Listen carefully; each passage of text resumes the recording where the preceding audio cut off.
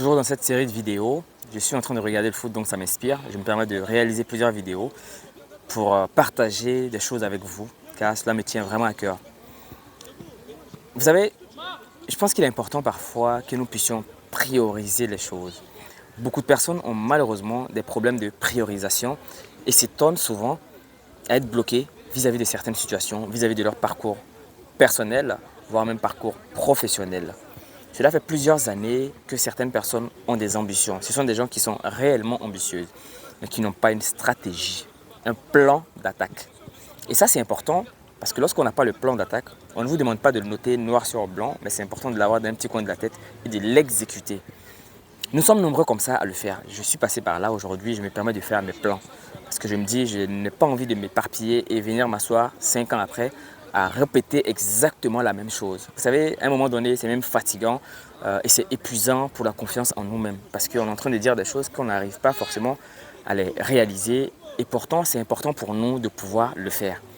Et donc, il est très simple de pouvoir réaliser ce que vous voulez en tout cas, ou ce que vous avez envie de faire.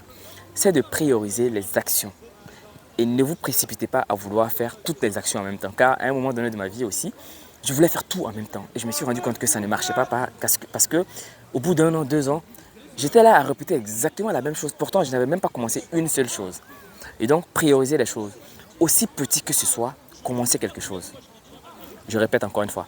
Aussi petit que ce soit, commencez d'abord quelque chose. Car si vous ne commencez rien, les difficultés, les challenges, les contraintes et même les opportunités qui vont être dans ces choses-là, vous n'allez jamais les entrevoir. Donc, commencez quelque chose tout le temps et associez-vous surtout à des gens.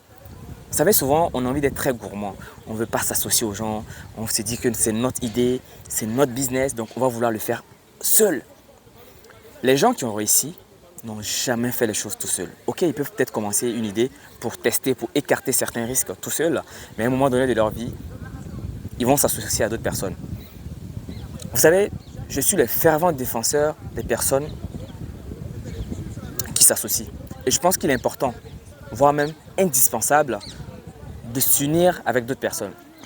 Je ne peux pas comprendre le fait qu'on soit allé à l'école ou qu'on grandisse avec des gens qui ont la même mentalité, la même vision que nous et que nous ne nous associons pas.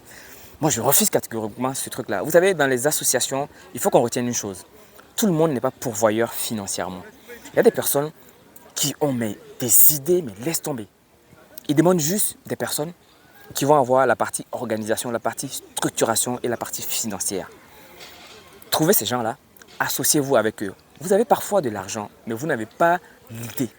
Vous allez trouver peut-être un bon ami à vous qui va avoir l'idée qui permettra que votre argent se fructifie. Associez-vous à cette personne-là, mettez-le dans le business. Permettez-vous de vous asseoir à un moment donné et de dire, bon, toi tu as les idées, moi j'ai le business ou moi j'ai l'argent.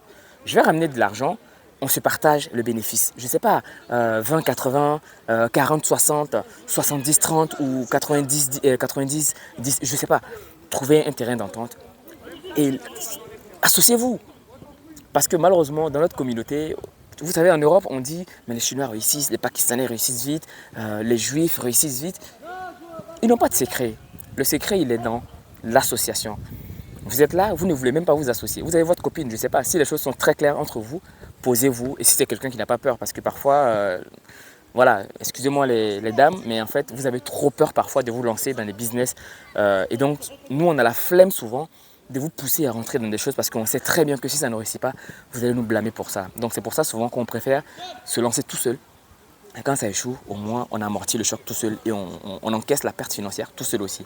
Mais si vous avez un petit copain en qui vous avez réellement confiance, n'hésitez pas vraiment à plonger avec lui. Je pense qu'il est important souvent qu'on se motive mutuellement. C'est très important. Les mecs ne parlent pas beaucoup. C'est pour ça qu'ils refusent parfois d'impliquer les femmes dans leur business. Parce que souvent, je ne dis pas que c'est valable pour toutes les femmes, mais vous avez réellement peur. La peur fait partie de la nature de la femme. Les femmes sont de nature protectrice. Elles veulent avoir le contrôle de tout avant de commencer quoi que ce soit.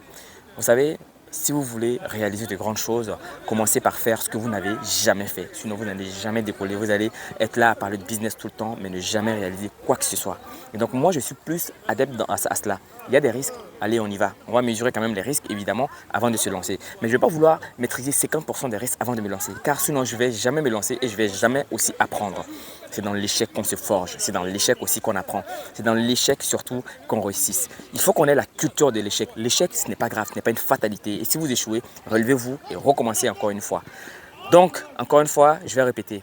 Il faut absolument que vous vous associez à des personnes. Vous pouvez commencer votre business tout seul au début, mais associez-vous lorsque le business commence à prendre un peu plus d'ampleur. Si vous avez des personnes, une femme, une copine, une sœur, une tante, une cousine qui est prête à s'investir avec vous et que vous savez pertinemment qu'il ne va pas avoir des choses qui vont vous chauffer la tête, allez-y avec ces personnes-là. Et vous, mesdames aussi, soyez indulgentes, soyez des personnes qui ne posent pas trop de questions parce que souvent vous posez trop de questions pour peu. Donc voilà. Je m'arrête là parce que sinon la vidéo va être très très longue. Donc n'oubliez vraiment mais vraiment pas de vous associer car je pense que dans l'association, il y a de très très belles choses qui sortent et il y a de très belles réussites qui en découlent également. J'espère que cette vidéo-là va réveiller en vous quelque chose. J'espère que cette vidéo va être le boost pour pouvoir commencer quelque chose. J'espère que cette vidéo va être révélatrice de ce que vous aimez et de ce que vous êtes capable de faire également. D'ici là, on se retrouve dans une prochaine vidéo. Et surtout, n'oubliez pas de partager la vidéo avec au moins une personne de ton entourage. Et si vous aimez ce que je fais également, abonnez-vous, et likez et surtout mettez-moi un commentaire en me donnant vos avis par rapport à ce que je viens de dire. On se retrouve dans une prochaine vidéo. À très bientôt. Au revoir.